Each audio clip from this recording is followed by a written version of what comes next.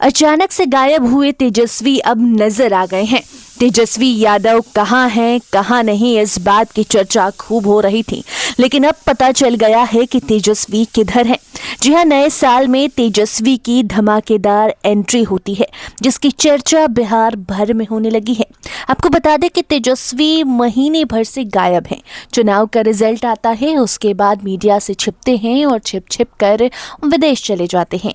उसके बाद social media पर भी एक्टिव रहने वाले तेजस्वी एकदम से मिस्टर इंडिया हो जाते हैं और कोई पोस्ट, कोई तस्वीर कुछ नजर नहीं आती। लेकिन नए साल के शुरुआत से ही तेजस्वी अब एक्टिव हो गए हैं।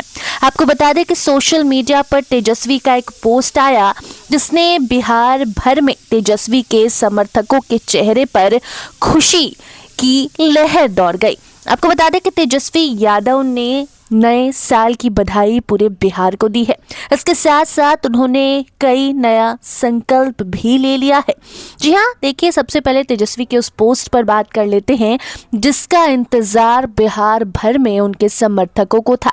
राजद समर्थक हो या तेजस्वी के फैंस हो, वो युवा हो जिनकी निगाहें तेजस्वी पर टिकी थी, या फिर वो महिलाएं हो जिनको ये आस थी कि तेजस्वी की सरकार बनेगी तो उन्हें कई सारे फायदे होंगे। सरकार तो नहीं बनी, लेकिन उसके बाद तेजस्वी गायब जरूर हो गए।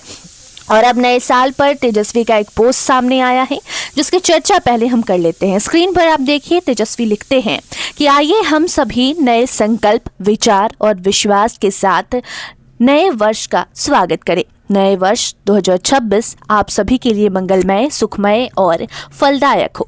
नए साल का हर दिन नई उमंग, नई रोशनी, नई ऊर्जा, नई उम्मीद, नए सपने और नए आशाओं, खुशियों अथवा जुनून के साथ साथ आपके जीवन में सुख, शांति, सफलता, सद्भाव, समृद्धि और उन्नति लेकर आए।